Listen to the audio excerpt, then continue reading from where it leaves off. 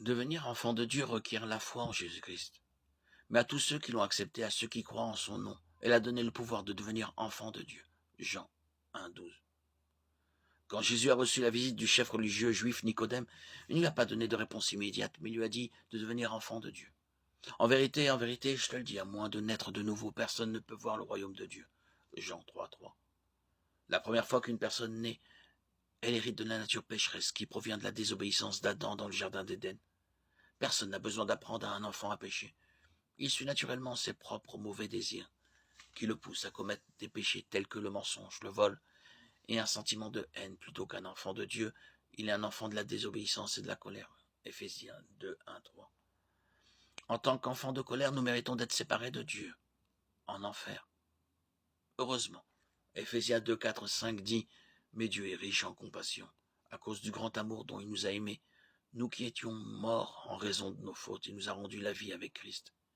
C'est par grâce que vous êtes sauvés. » Comment sommes-nous ramenés à la vie avec Christ, nés de nouveau, et devenons-nous enfants de Dieu?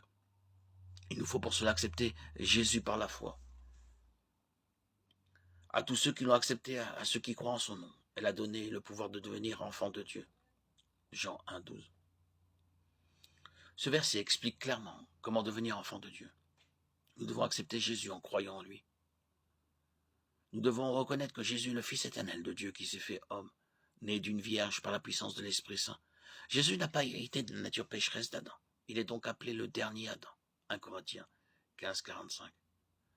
Tandis que la désobéissance d'Adam a apporté la malédiction du péché dans le monde, l'obéissance parfaite de Christ apporte une bénédiction.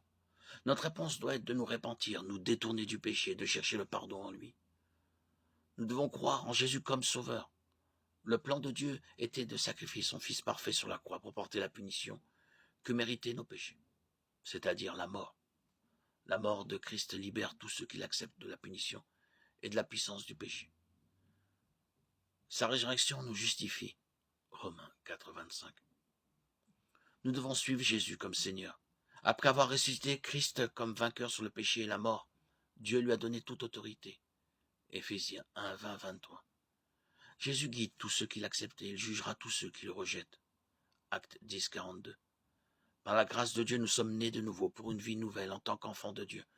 Seuls ceux qui acceptent Jésus, non pas ceux qui savent seulement des choses sur lui, mais ceux qui ont mis leur confiance en lui pour leur salut, qui se soumettent à lui comme maître et qui l'aiment comme leur plus grand trésor, deviennent enfants de Dieu.